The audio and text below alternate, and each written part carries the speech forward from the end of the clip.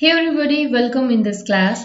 सो last के lesson के अंदर हमने देखा था कि diversity in the living world को हम लोग जब स्टडी करते हैं तो हमारे पास एक स्पेसिफिक ब्रांच होती है जिसे हम कहते हैं सिस्टमैटिक। और सिस्टमैटिक में हम तीन मेन चीज़ों पे फोकस करते हैं। First one is identification. किसी भी पर्टिकुलर ऑर्गेनिज्म, जो नया ऑर्गेनिज्म हमें मिला है, हम उसे आइडेंटिफाई करते हैं। उसके बाद हम लोग क्लासिफिकेशन हायरार्की के बिहाफ पर उसे क्लासिफाई करते हैं। So second one is classification. Then हम उसको नॉमेनक्लेट करते हैं। तो ये कुछ बेसिक चीजें मैंने आपकी बताई ही थी कि आइडेंटिफिकेशन के लिए हमारे पास कुछ कीज होती हैं। क्लासिफिकेशन के लिए हम लोग एक हायरार्की को फॉलो करते हैं, और इस हायरार्की को किसने दिया था? कार्लस लीनियस ने दिया था, अपनी एक बुक में पब्लिश किया था। उस बुक से आपसे क्वेश्चन आ सकते हैं। और नॉमेनक्लेचर के लिए भी हम जो बाइनोमियल सिस्टम ऑफ क्लासिफिकेशन है उसको फॉलो करते हैं। बाइनोमियल सिस्टम ऑफ क्लासिफिकेशन, इस बाइनोमियल सिस्टम ऑफ क्लासिफिकेशन को भी देने वाले, यानी कि मोस्ट एक्सेप्टेड हमारा बाइनोमियल सिस्टम ऑफ क्लासिफिकेशन है, और इसको देने वाले हमारा जो साइंटिस्ट है वो भी हमारे कार्लस लीनियस ही है। इन्होंने कब दिया था? 1753 में दिया था। और ये किस आपकी एक बुक है उन्होंने जो पब्लिश करी थी, जिसका नाम था स्पीसीज प्लांटेरम। अपनी इस बुक के अंदर उन्होंने डिस्क्राइब किया था बाइनोमियल सिस्टम ऑफ क्लासिफिकेशन को। सो वहां से इस चीज को अडॉप्ट किया गया था। क्लासिफिकेशन हायरार्की भी हमारी किसने दी थी? लीनियस ने दी थी। और इसको हम बोलते हैं लीनियन हायरार्की। लीनियन हायरार्की 1751 में उन्होंने अपनी एक बुक पब्लिश करी थी जिसका नाम था सिस्टमा नेचुरे। ठीक है, ये बुक पब्लिश करी थी, वहां से इसको अडॉप्ट किया गया। क्लियर? Okay guys. सो अभी हम लोग नॉमेनक्लेचर के रिगार्डिंग में आपको कुछ चीजें यहाँ से बताना चाहूंगी। क्योंकि जब भी किसी भी स्पीसीज के नॉमेनक्लेचर की बात आती है तो हमारे पास कुछ कोड्स ऑफ नॉमेनक्लेचर होते हैं जिसके बिहाफ पर हम लोग नॉमेनक्लेट करते हैं। और ये कोड्स ऑफ नॉमेनक्लेचर हमने इसलिए अडॉप्ट किए गए हैं ताकि हम लोग एरर्स को अवॉइड कर सकें, ताकि हम लोग कंफ्यूजन को अवॉइड कर सकें। ठीक है, ऐसा ना हो ना कि हर एक मतलब हर एक कंट्री अपना एक पर्टिकुलर कोड लेके चल रही है और उस कोड के बिहाफ पर हम नॉमेनक्लेट करते हैं। तो हमारी इंडिया में जो स्पीसीज होगी उसके लिए अलग कोड होगा, यूएसए की स्पीसीज के लिए अलग कोड होगा। ऐसा बिल्कुल नहीं होता। ऑल ओवर द वर्ल्ड एक ही कोड है जिसको फॉलो किया जाता है स्पीसीज के नॉमेनक्लेचर के लिए। ठीक है, तो हमारे पास मेनली 5 कोड है एक्चुअली जिनके बिहाफ पर हम लोग नॉमेनक्लेट करते हैं स्पीसीज को, ताकि एरर्स को अवॉइड किया जा सके, डुप्लीकेशन को अवॉइड किया जा सके, और एक एम्बिग्यूटी जो है उसको अवॉइड किया जा सके। ठीक है, in the case of scientific name. तो अभी हम वही समझते हैं कि हमारे पास कोड्स ऑफ बायोलॉजिकल नॉमेनक्लेचर। ठीक है, तो हमारे पास 5 कोड है जिसमें सबसे पहला कोड हमारा है ICBN। और देखिए ये एक कोड आपके लिए इंपॉर्टेंट है क्योंकि समटाइम इनका आपसे फुल फॉर्म पूछ लिया जाता है। इनका फुल फॉर्म के साथ साथ कुछ और इनसे स्पेसिफिक पॉइंट आपसे पूछ लिया जाते हैं। ठीक है, तो ICBN international code of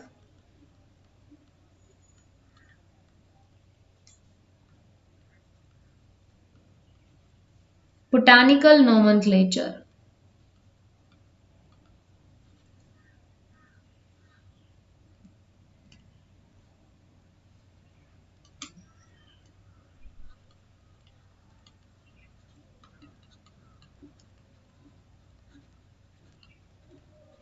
second हमारा कोड है ICZN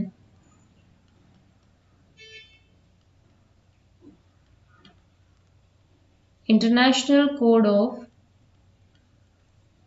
zoological nomenclature.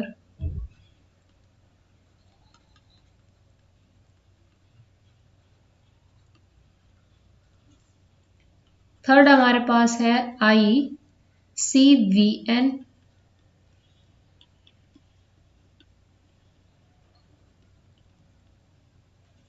International code of viral nomenclature.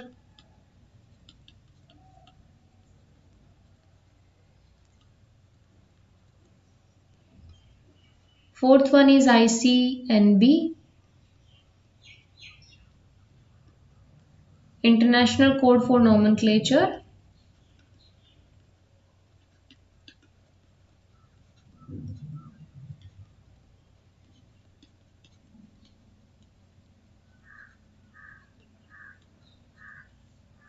Of bacteria. Last but not the least is ICNP. ICNCP, sorry. Okay, International Code of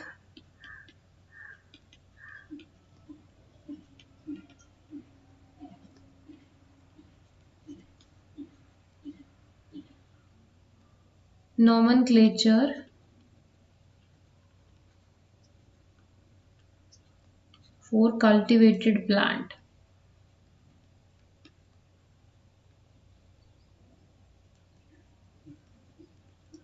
अब आप ये देखिए, इसमें नाम ही शो कर रहा है।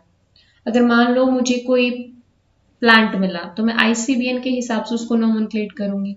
मुझे कोई एनिमल मिला तो मैं आईसीजेडएन के कोड को फॉलो करूंगी। वायरस को मैं आईसीवीएन के हिसाब से फॉलो करूंगी। आईसीएनवी यानी कि बैक्टीरियल नोमेनक्लेचर के लिए, और आईसीएनसीपी स्पेसिफिकली हमारे जो कल्टीवेटेड क्रॉप है उनके नोमेनक्लेचर के लिए हमारे पास कुछ स्पेसिफिक कोड दिए हैं जो all over the world distributed होते हैं और उनको हम लोग फॉलो करते हैं। ठीक है, तो ये हमारा एक स्पेसिफिक नोमेनक्लेचर का बेस हो गया। अब देखिए, इससे कुछ इंपॉर्टेंट पॉइंट है आईसीबीएन से रिगार्डिंग जो आपके एग्जाम पॉइंट ऑफ व्यू से आपके लिए इंपॉर्टेंट हो गए। सबसे पहला तो हमने इनका जो टर्म है, इनका जो स्पेसिफिक हम कह सकते हैं एक्सटेंशन आपको याद रखना पड़ेगा कि आईसीबीएन किसके लिए है, international code for botanical nomenclature. ICZN क्या है, आईसीबीएन क्या है, आईसीएनबी और आईसीएनसीपी। ठीक है, ये आपको याद रखना है। फिर उसके बाद हमारा जो आईसीबीएन है, ये सबसे पहले कहाँ, इसने ही हमारा टैक्सन वर्ड को इंट्रोड्यूस करवाया था कि भैया हम क्लासिफिकेशन हायरार्की को फॉलो करेंगे। ये आईसीबीएन ने ही सबसे पहले इंट्रोड्यूस करवाया था। ये कुछ बातें आपने याद रखनी है। ठीक है, तो अब इसके बाद हम देख लेते हैं साइंटिफिक और टेक्निकल नेम्स हम लोग कैसे देखते हैं, क्योंकि उसमें मैंने लास्ट में आपको बताया था बाइनोमियल नोमेनक्लेचर की बात हमने करी थी। तो नोमेनक्लेचर के अंदर बाइनोमियल सिस्टम ऑफ नोमेनक्लेचर तो हमारा मोस्ट एक्सेप्टेड है, लेकिन उसके अलावा भी बहुत सारे हमारे हैं। जैसे कि जब हम लोग बात करते हैं टेक्निकल नेम या साइंटिफिक नेम देने की या कहीं नोमेनक्लेचर की, तो उस टाइम पे हम लोग कुछ पैटर्न फॉलो करते हैं, जिसमें से सबसे पहला हमारा है binomial system of nomenclature.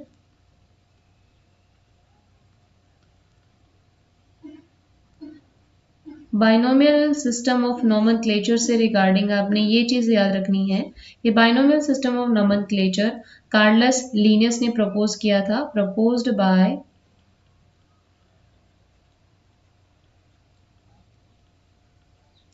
Carolus Linnaeus।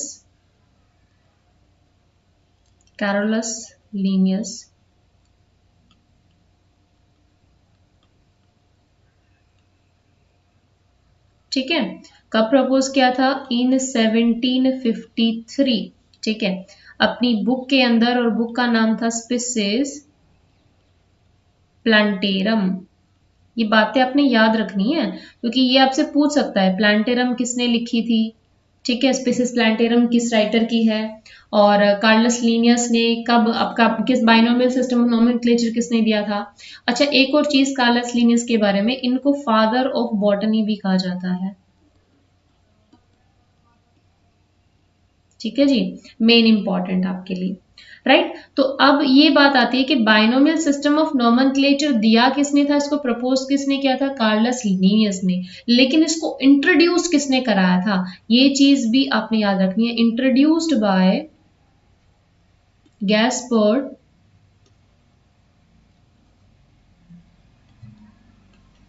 बाउहेन। कब कराया था, 1623 में। ठीक है, so as per this system हमारा किसी भी ऑर्गेनिज्म का जो नाम होगा उसके दो कंपोनेंट होंगे। उसमें पहला जो कंपोनेंट होगा वो रिप्रेजेंट करेगा उसके जेनेरिक नेम को, उसका दूसरा कंपोनेंट होगा जो उसके स्पेसिफिक नेम को रिप्रेजेंट कर पाएगा। तो ये भी आपसे पूछा जा सकता है कि बाइनोमियल सिस्टम ऑफ नोमेनक्लेचर के अंदर जो दो कंपोनेंट होते हैं उसमें दूसरा कंपोनेंट किसको रिप्रेजेंट करता है, फर्स्ट कंपोनेंट किसको रिप्रेजेंट करता है। जैसे हमने कहा था ना कल मैंजीफीरा इंडिका, जिसमें मैंजीफीरा उसका जेनेरिक नेम है जो रिप्रेजेंट कर रहा है उसके जीनस को, इंडिका रिप्रेजेंट कर रहा है उसके स्पेसिफिक नेम को जो रिप्रेजेंट कर रहा है उसकी स्पीसीज को, ठीक है। और इसमें समटाइम आपको ना कुछ इस तरीके से भी नाम देखने को मिलेगा, मैंजीफेरा इंडिका, साथ में मिलेगा एल। अब ये एल किसको रिप्रेजेंट कर रहा है, देखो एल का मतलब है यहाँ पे साइंटिस्ट, और क्योंकि ये नाम दिया था आपके लीनियस साहब ने तो इनका नाम हो गया हमारा मैंजीफेरा इंडिका एल, जिसमें एल रिप्रेजेंट कर रहा है जिसने ये साइंटिफिक इसको दिया, साइंटिफिक नाम इसको दिया, यानी कि मैंगो को मैंजीफेरा इंडिका का जो नाम है ये कार्लस लीनियस ने दिया था। क्लियर जी? ओके। अब हम लोग सेकेंड सिस्टम ऑफ क्लासिफिकेशन की बात कर लेते हैं, नोमेनक्लेचर की, सॉरी। तो हमारा सेकेंड है ट्राइनोमियल। ट्राइनोमियल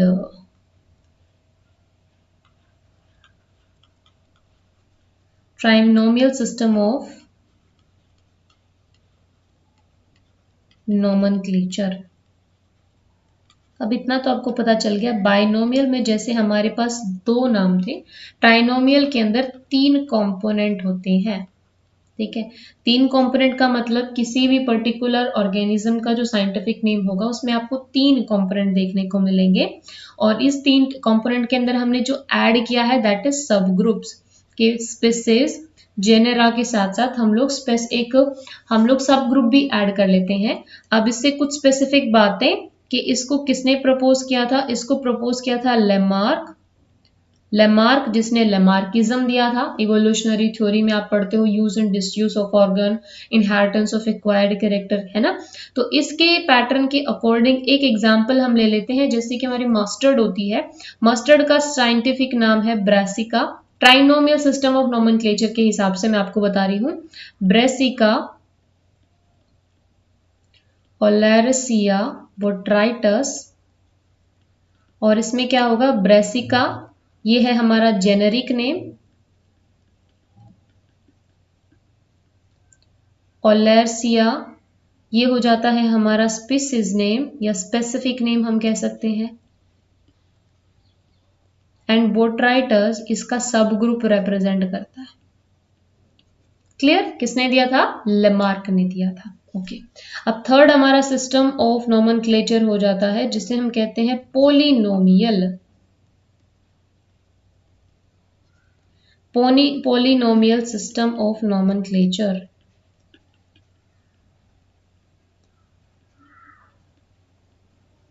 पोलिनोमियल मतलब हमारे पास यहाँ पे बहुत सारे कंपोनेंट हम लोग यूज करने वाले हैं इस नोमेनक्लेचर में, यानी कि देखिए सबसे पहले हमारा ये देखिए बाइनोमियल सिस्टम नोमेनक्लेचर कब आया था, 1753 में, है ना।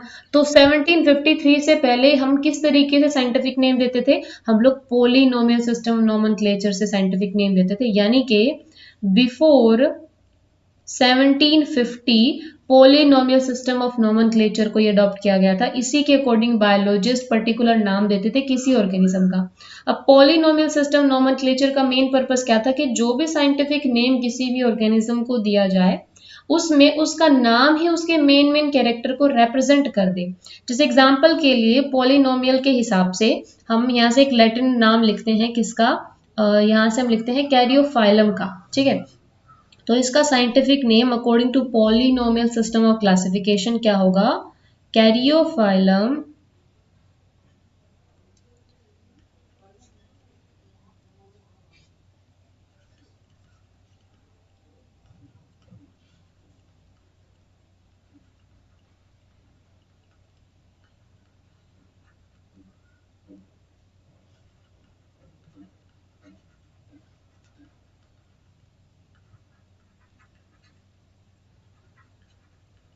ये हमारा पूरा एक नाम है। अब देखिए ये नाम क्या बता रहा है, कैरियोफाइलम सेक्सटालिस, मतलब ये जो कैरियोफाइलम हमारा प्लांट है ये ग्रो करेगा कहाँ पे, सेक्टालिस मतलब रोप पे ग्रो करेगा, ठीक है।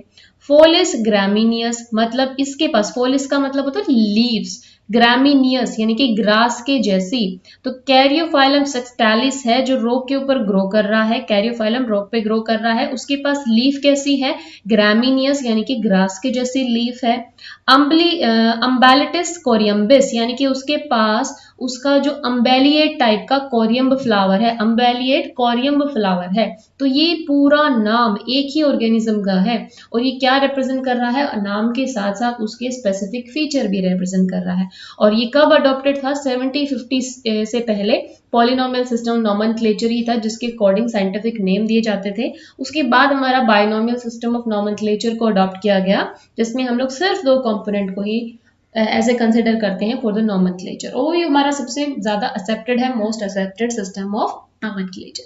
सो आई होप गाइस आपको समझ में आएगा कि how we nomenclate the scientific species और इंडिविजुअल, ठीक है, और क्या पैटर्न है जिसको हम फॉलो करते हैं।